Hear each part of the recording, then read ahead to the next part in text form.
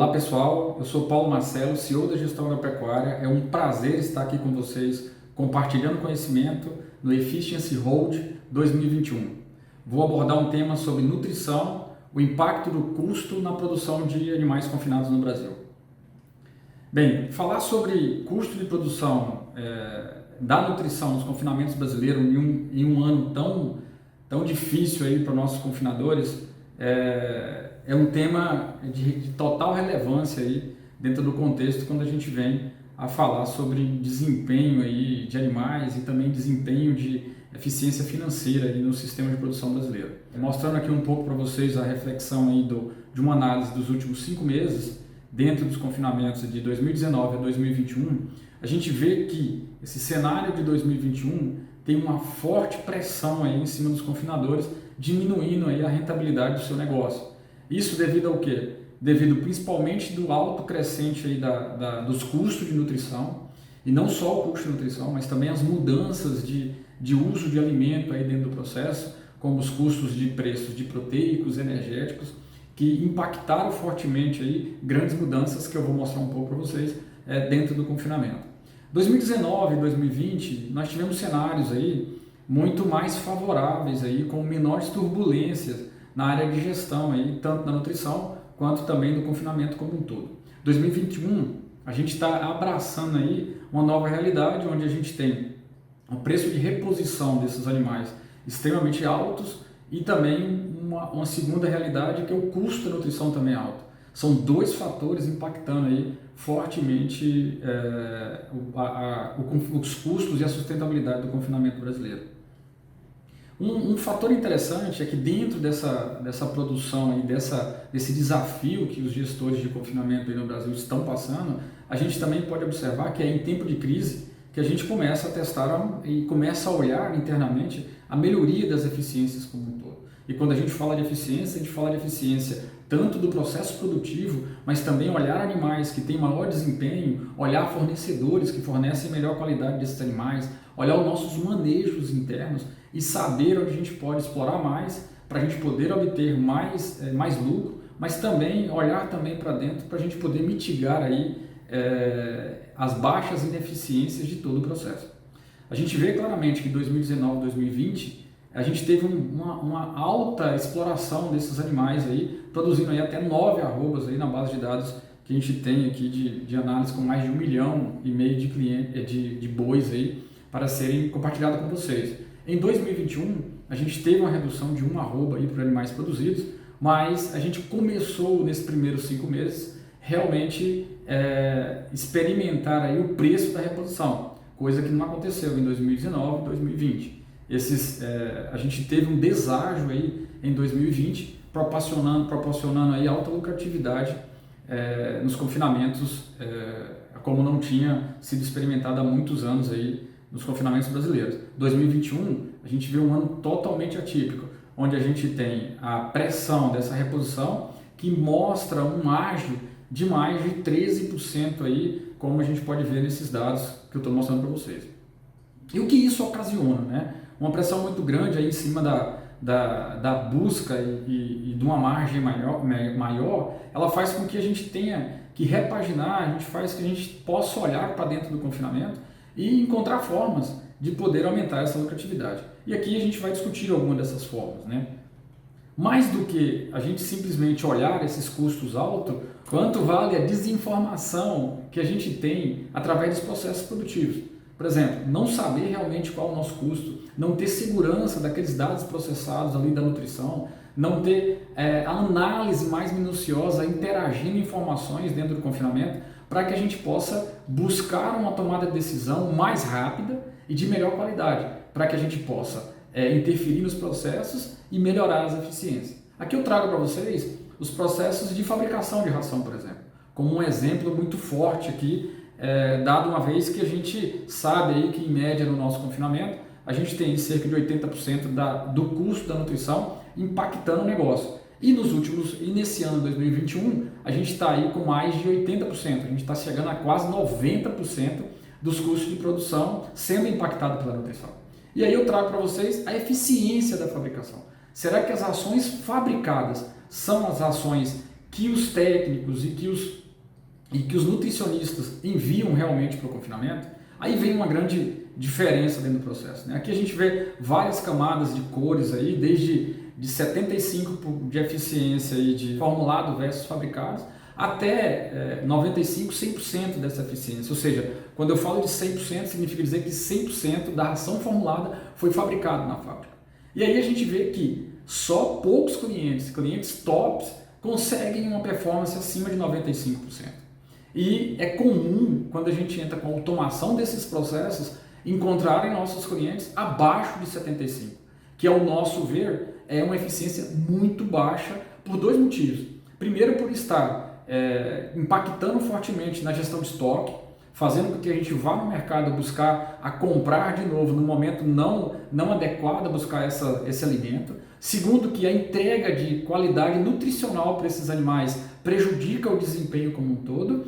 E terceiro, que a gente sai de todo o planejamento e da estratégia nutricional elaborada pelo nutricionista, né? Então, e se a gente for olhar para o ponto de vista de custo, a gente vê fortemente aqui com a eficiência extremamente para baixo, e geralmente essa baixa eficiência ela está muito ligada a jogar a mais o ingrediente do que jogar a menos. E aqui a gente pode mostrar claramente para um confinamento de 10 mil cabeças, onde se a gente pegar uma eficiência de 50%, aí, vamos pegar melhor, de 65%, a gente abarca um prejuízo aí de 535 mil reais em um ano de confinamento, para um confinamento de 10 mil cabeças. Ou seja, primeiro ponto que a gente precisa observar aqui, realmente, a falta de gestão na fabricação impacta muito fortemente em seus custos e, consequentemente, abre espaço para que a gente possa usar do aparato tecnológico e, consequentemente, diminuir isso.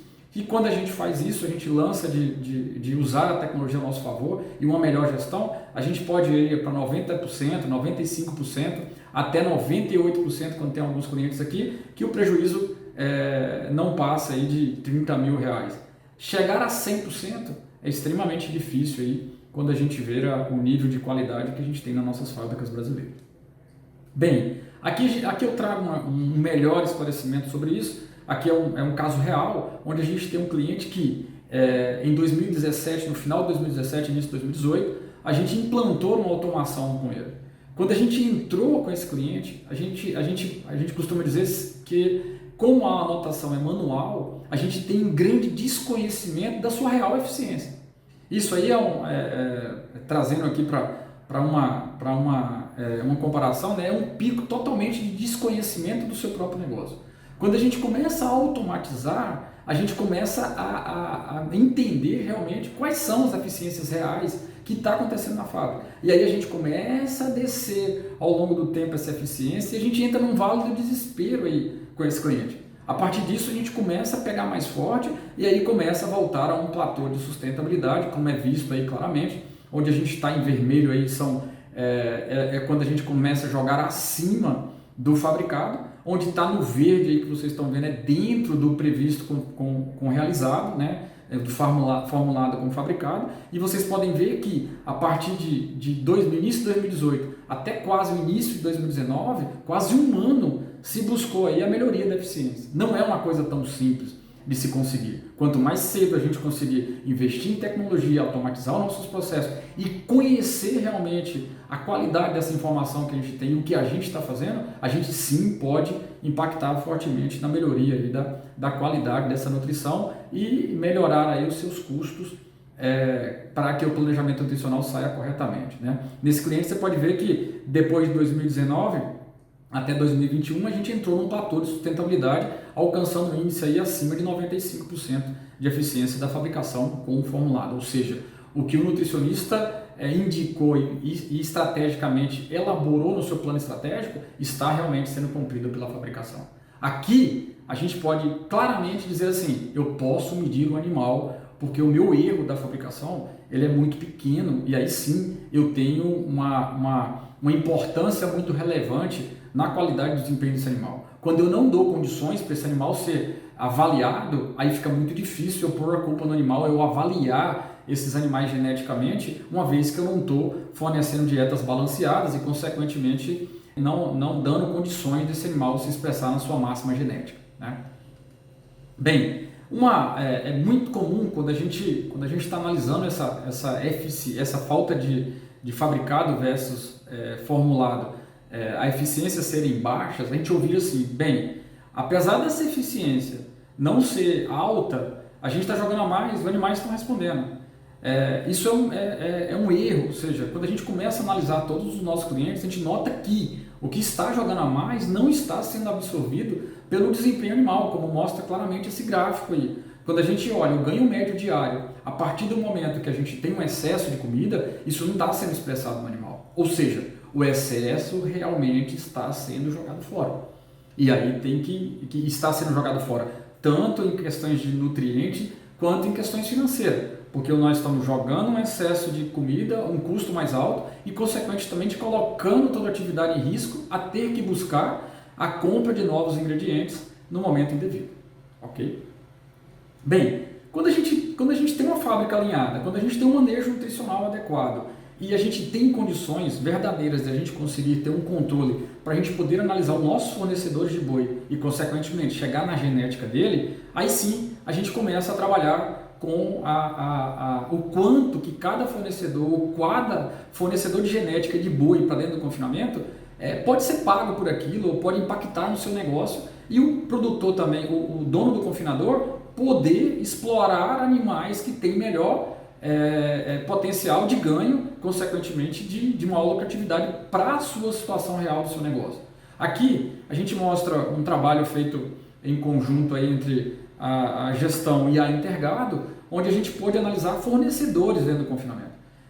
Como esse gráfico vocês podem ver, a gente tem no centro dele, quanto mais ao centro estiverem os animais, maior é a eficiência. Quanto mais à beira desse círculo estiverem os animais, menor é a eficiência desses animais no seu desempenho dentro do confinamento. E quanto mais esses animais estiverem para o lado direito desse círculo, mais previsibilidade, menor variância tem na margem de lucro que eu tenho com esses animais. Para ficar mais claro, aqui a gente consegue enxergar isso, ou seja, o pior cenário é esse cinza aí que a gente está vendo no gráfico do fornecedor, onde a gente tem animais lá na ponta, onde nem tem previsibilidade boa, não se repete os ganhos de peso que esse animal tem e também não tem desempenho satisfatório dentro do sistema de confinamento. E vocês podem ver que quando a gente junta todos os fornecedores com todos os seus lotes, a gente tem animais de todo tipo, aí, como mostra aí o panorama geral de toda essa base de dados que a gente tem de animais aí dentro. Quando a gente estratifica isso para o fornecedor, a gente pode, eu pincelei aqui 3 fornecedores para a gente poder ter uma ideia, né? Então, fornecedor 1, fornecedor 2, fornecedor 3. A gente pode olhar que o fornecedor 3, por exemplo, ele consegue ter maior desempenho para as condições desse confinamento e, consequentemente, também os animais são mais previsíveis. Aí a gente consegue ter uma predição melhor do desempenho desses animais por serem mais homogêneos e, consequentemente, eu consigo saber o quanto eu posso pagar por esse animal, o quanto eu posso explorar por esse animal, porque ele me dá, esses animais têm uma variância menor e, consequentemente, uma previsibilidade para o meu negócio, na minha rentabilidade, mais facilmente adquirida, né? Quando eu vou para o fornecedor 2, eu tenho animais de todos os tipos, né? Eu um pouco menos do que o fornecedor 3 no seu desempenho, mas mesmo assim eu ainda consigo ter animais que eu possa selecionar aí de forma que a gente possa trabalhar com melhor desempenho. Mas quando eu vou para o fornecedor 1, eu estou muito longe do melhor desempenho e muito longe da melhor previsibilidade do desempenho desses animais. Então, assim, aqui fica claramente aqui que o fornecedor 3 tem condições de dar maior lucratividade para esse confinador do que o fornecedor 1. Lembrando bem, gente, desde que a nutrição e a eficiência nutricional da fábrica e os processos tecnológicos da fábrica sejam assistidos de forma que a gente possa, através de um indicador, que é a ração formulada versus a ração fabricada, esteja sendo cumprida de acordo com uma eficiência acima de 95%. Aí sim, a gente pode medir outras questões como fornecedor, por exemplo, e aí a gente poder fazer com que o confinador tenha espaço para buscar animais com potenciais de genética e, consequentemente, de rentabilidade para o seu negócio muito melhor, né? Bem, um outro fator muito importante, nesse ano a gente experimentou muito isso, foi a mudança de dieta constante, né? A gente brinca que os nutricionistas não tiveram muito espaço para poder analisar nutricionalmente. Na verdade, teve que formular dieta a partir do momento do que tinha no mercado para que pudesse ser utilizado, porque os custos de milho, principalmente energético e proteico, ficaram muito caros e, consequentemente, a gente teve confinadores esse ano com muitas mudanças de alimentação. Isso aqui nos deu a oportunidade também de a gente avaliar a resposta animal. E aqui fica claro que esse gráfico mostrando o comportamento de um lote medido aí por tecnologia de pesagem a todo momento, ou seja, quando esses animais iam no bebedouro através de tecnologia da Intergado, onde esses animais foram pesados, a maneira que ele ia no bebedouro e, consequentemente, a gente cruzamos com o sistema de plataforma de gestão, onde a gente sabe em que mudança ocorreu a alteração da dieta. E aqui a gente fala de alteração de ingredientes na dieta, e não em quantidades ou matéria seca, e assim vai. Alteração de ingredientes dentro da dieta. A gente teve 3 mudanças nesse cenário do animal. A primeira mudança aconteceu aí quando os animais estavam em pico de ganhos muito alto, né? O animal sinalizou a descida na primeira mudança, entrou, aí tentou-se fazer uma segunda mudança por ingredientes melhor, vindo que a primeira mudança impactou muito fortemente os animais não conseguiram ainda assim voltar ao seu ganho normal, teve uma terceira mudança e aí sim esse animal respondeu aí e não voltou de maneira nenhuma aos picos que se tinha antes, fazendo aí com que claramente se perdesse aí mais de 30 dias desses animais dentro do confinamento em seus desempenhos. Então assim, uma dica a partir das nossas análises aqui é que, independente se você está mudando de uma dieta de ingredientes às vezes ruins, nutricionalmente falando, para ingredientes bons, qualquer que seja esse tipo de mudança vai impactar fortemente o desempenho desses animais e pode comprometer facilmente aí, a sua lucratividade dentro do confinamento. Isso fica claro. Mas a gente só consegue medir isso a partir do momento que a gente tem tecnologia em cima disso. Ou seja, eu estou medindo o animal no seu dia a dia, estou cruzando as informações por também estar automatizada a nutrição como um todo aí dentro do processo produtivo. De uma outra forma aqui, nós pegamos aqui a resposta animal frente à modelagem através dos nossos sistemas de nutricionais aí, né, de exigência nutricional, para a gente poder ver através da energia previstas versus realizada, a energia prevista dentro do planejamento, realizada dentro do planejamento, qual que é o meu desempenho e depois vamos olhar o animal, o que ele estava nos dizendo. Aqui fica claro aí no gráfico azul, onde o animal está mostrando desempenho, e no gráfico preto e cinza, onde a gente tem uma estimativa através das equações para que a gente pudesse ver o ganho desses animais como um todo. Fica claro que, primeiro, começamos errado, a gente acha que o animal está com ganho abaixo, onde eles entram aí com ganho maiores aí dentro do processo, e principalmente nesse lote, né? No meio do jogo, a gente tem uma diferenciação muito grande pela variância individual desses animais. Então, assim, se deslocou aí a estimativa da exigência nutricional a partir do que o animal realmente se desempenhava. E no final de tudo, no final os animais saíram iguais nas duas exigências, tanto no desempenho animal quanto na avaliação de desempenho através da exigência nutricional. Aqui mostra claramente que muitas das vezes a gente não potencializa os animais de melhor qualidade, a gente espera com que os animais todo do lote estejam na melhor condição e, consequentemente, a gente faz o abate desses animais. Se vocês pudessem olhar ali, se esses animais estiverem com condições em 90 dias, a sinalização do peso desses animais já podia ter dito o abate dele, né? A gente esperou mais tempo porque a gente precisa olhar o lote como um todo e não dando característica para variação individual. Nesse caso, nesse teste aqui desse lote, a gente teve um desvio absoluto de mais de 30% do desempenho animal versus a predição da exigência nutricional através das nossas modelagens.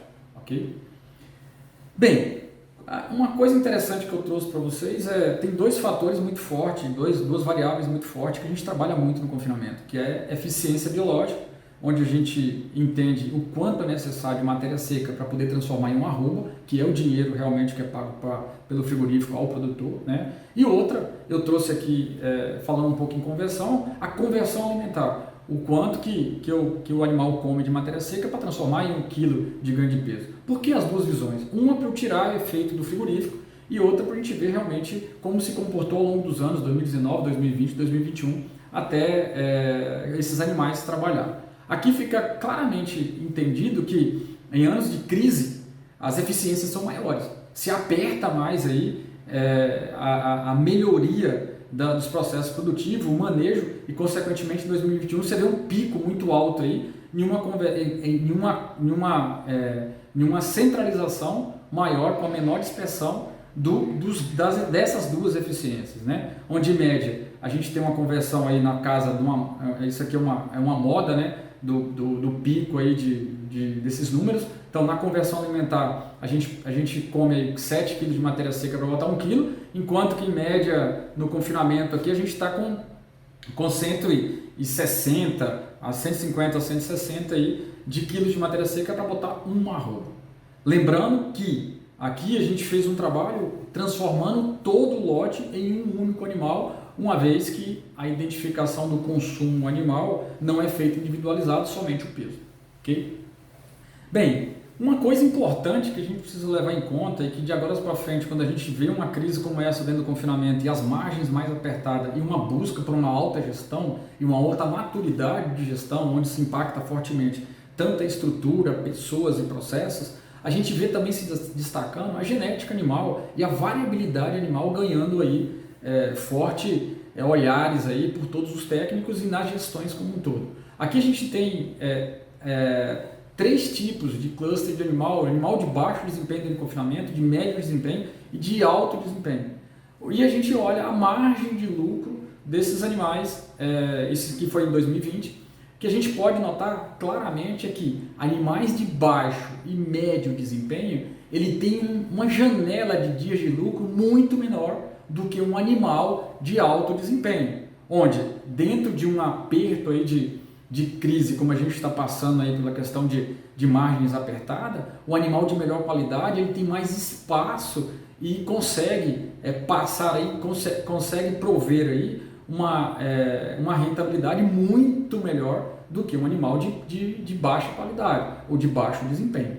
A gente nota aqui no animal de baixo desempenho que tem animais que não chegam a desempenhar realmente uma margem de lucro satisfatória para o cliente. Consequentemente, esses animais de baixo desempenho comem a margem de lucro do animal de alto desempenho. Então, ter o olhar do animal dentro dos grandes confinamentos brasileiros é uma forma da gente conseguir melhorar muito a nossa performance como um todo. Identificar os fornecedores melhor, entender essa genética de melhor qualidade e, consequentemente, ter ferramentas que possam tirar as variáveis que possam contaminar aí as análises nossas e, consequentemente, enxergar profundamente o desempenho desse animal é o grande futuro aí com o uso da tecnologia para o nosso confinamento da agora para frente. Aqui fica claramente a sensibilidade aqui do que eu falei de lotes de baixo, médio e alto desempenho para um efeito de dieta. Quanto maior o custo da dieta, menos sensíveis são os animais de alto desempenho. Aqui está claro dietas de custo de matéria seca de R$700 até R$1.500. Hoje a gente tem confinamentos com dieta de R$2.000 aí a tonelada de matéria seca, né? Então a gente vê que isso é uma realidade hoje e a gente vê claramente que animais de baixo desempenho, se você olhar os animais de baixo desempenho, menos de 50% deles numa dieta de alto valor conseguem dar margem de lucro. Ou seja, se eu tenho 100 animais, somente 50 vão me dar margem de lucro. E se eu espero um animal ruim chegar para ser abatido junto com um animal bom, consequentemente a gente vai não ter lucratividade dentro do processo. Já o animal de alto desempenho não, eu consigo que quase 100% desses animais consigam absorver aí uma dieta de maior custo, porque ele consegue desempenhar bem melhor a sua eficiência. Então, voltando a falar, a avaliação individual desses animais e a conversão desses animais, a eficiência desses animais, desde que seus processos de manejo produtivo estejam adequados, é a grande saída para que a gente possa melhorar os desempenhos de sustentabilidade, nossos índices de estabilidade no confinamento brasileiro, né?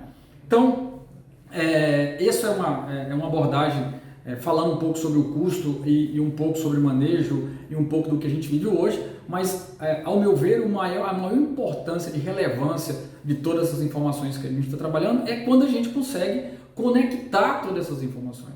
As informações desconectadas, ela geram um problema, ou seja, ela gera interpretações desconectadas e, consequentemente, a gente não consegue melhorar ou fazer intervenções que melhorem o processo produtivo. Melhorando a eficiência nutricional e a eficiência de todos os processos produtivos e, consequentemente, a gente controlando todos esses processos na sua máxima gestão, aí, amadurecendo essa gestão interna e coisa e tal, a gente precisa também ter um olhar para o animal, que é o grande diferencial da Agora para Frente. Como que a gente pode prover esse olhar de forma que a gente possa compartilhar isso tudo com a cadeia e, consequentemente, melhorar todo o processo ao longo do processo produtivo, ao longo da vida do animal. Isso só é feito quando a gente conecta todas essas informações. Quando a gente pega desde a genética produzida lá, desde do bezerro até o abate, onde o abate pode nos prover informações da qualidade real que esse animal forneceu lá no final dessa carne a ser consumida pelo esse consumidor final. Consequentemente, eu consigo linkar as informações da característica dessa carne para a genética e, consequentemente, para aquele modelo produtivo, melhorando ao longo da cadeia toda e, consequentemente, eu posso aí, com certeza, melhorar a sustentabilidade da pecuária brasileira. Pessoal, foi um prazer compartilhar conhecimento com vocês. Continue acompanhando aí as apresentações dessa rota aí do Efficiency Road 2021. E se tiverem algumas dúvidas, será um prazer aí trocar ideia com vocês e estarei à disposição. Obrigado.